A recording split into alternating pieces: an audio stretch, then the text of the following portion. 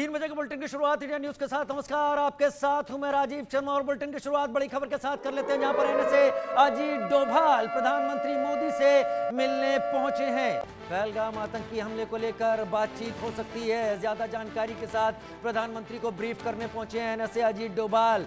राष्ट्रीय सुरक्षा सलाहकार अजीत डोभाल तमाम ऐसी जानकारियों के साथ प्रधानमंत्री के पास पहुंचे हैं जो काफ़ी गुप्त कॉन्फिडेंशियल जानकारियां हैं, और जाहिर सी बात है पहलगाम में हुए आतंकवादी हमले से जुड़ी होंगी। प्रधानमंत्री नरेंद्र मोदी को ब्रीफ करने के लिए पहुंचे हैं एनएसए अजीत डोभाल। जानकारियां और अपनी कार्रवाई के बारे में सिलसिलेवार तैयारी, क्या किया जा रहा है, क्या किया जा सकता है, कहां कहां कौन एक्टिव है, एनआईए कहां पर आगे बढ़ रहा है, क्या जानकारियां मिली हैं, कौन से सिग्नेचर्स हैं, कौन से सबूत हैं जो इशारा कर रहे हैं आतंकवादियों की तरफ। कई सारी जानकारियां लेकर प्रधानमंत्री नरेंद्र मोदी से मिलने पहुंचे हैं। इस बीच दो तस्वीरें हम आपको दिखा रहे हैं। राकेश सिंह हमारे साथ, हमारे मैनेजिंग एडिटर इनपुट इस वक्त जुड़ गए हैं।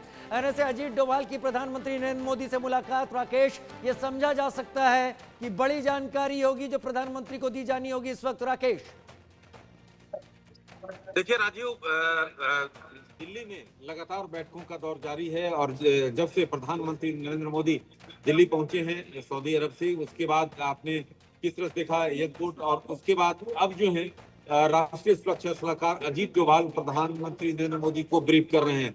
रक्षा मंत्री से उनकी बैठक हुई थी, करीब 2 से ढाई घंटा बैठक चली थी। उसके बाद प्रधानमंत्री से मिलने पहुंचे हैं, सबसे नई जानकारी साझा कर रहे हैं। और जैसा कि आप जानते हैं शाम 6 बजे कैबिनेट कमेटी ऑन सिक्योरिटी की बैठक है, और उससे पहले इस बैठक की काफी अहमियत है, क्योंकि जो सीसीएस की बैठक होगी, जो फैसले लिए जाने हैं, उससे पहले प्रधानमंत्री को राष्ट्रीय सुरक्षा सलाहकार पूरी स्थिति से अवगत करा रहे हैं।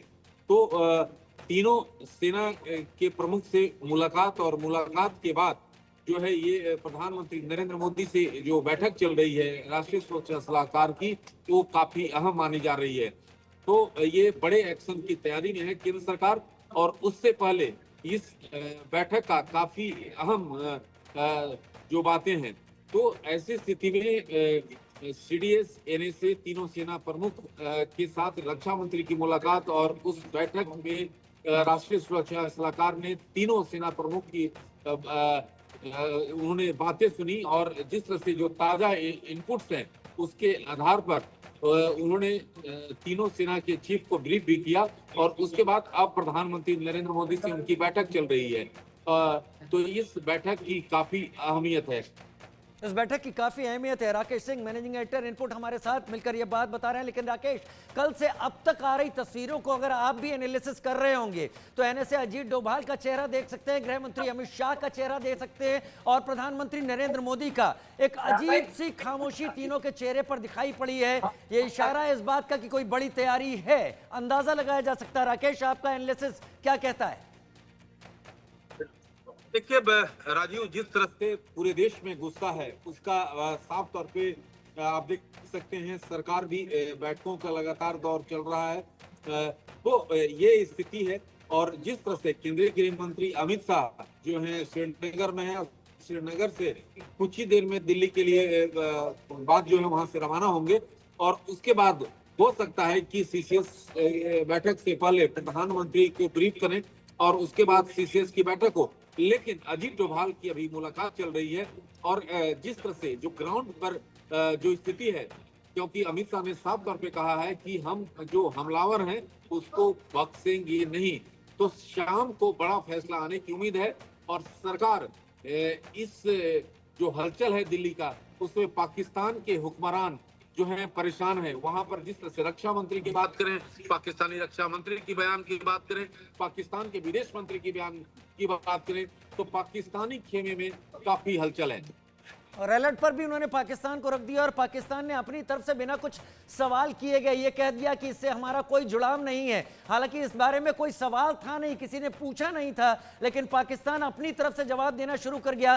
क्योंकि आप नज़दीकी से मिनिस्ट्री ऑफ होम अफेयर्स को देखते हैं, होम अफेयर्स को, लिहाजा एनआईए की टीम भी इस वक्त पहलगाम के उस जगह पर है जहां ये घटना हुई है। एनआईए सोर्सेज के हिसाब से, मिनिस्ट्री ऑफ होम अफेयर्स के हिसाब से क्या अपडेट है एनआईए की इन्वेस्टिगेशन पर? Rakesh Singh, managing editor input, आपका। राजीव, एनआईए की टीम वहां पर पहुंची हुई है और जिस तरह से ये घटना को अंजाम दिया है, लगातार इस तरह के इनपुट्स हैं, जिस तरह से इनपुट्स हैं उसमें पाकिस्तान के जो हुक्मरान है, पाकिस्तानी आईएसआई है, उसकी पूरी तौर पर साजिश और किस तरह से जो लश्कर का जो विंग है टीआरएफ, उसने पूरे घटना को अंजाम दिया है और उसके बाद जिस तरह से निशाने पर पर्यटक को लिया गया, क्रूइज पर चोट की कोशिश की गई है और जिस तरह से पाकिस्तानी आतंकी और आईएसआई के हाथ का जो है पूरा जो खाका है वो हमारे एजेंसियों के हाथ हैं, लगे हैं और ऐसी स्थिति में शाम 6 बजे जो सीसीएस की बैठक है उससे पहले जो है बैठकों का दौर जारी है। चाहे रक्षा मंत्रालय की बात हो, अब एनएसए वहां पहुंचे हैं, तो तमाम चीजों का जो है अध्ययन किया जा रहा है। उसके बाद सरकार सीसीएस में एक बड़ा फैसला ले सकती है। राकेश सिंह बने रहे आप हमारे साथ, क्योंकि कैबिनेट कमेटी ऑन सिक्योरिटी जल्दी होने वाला है।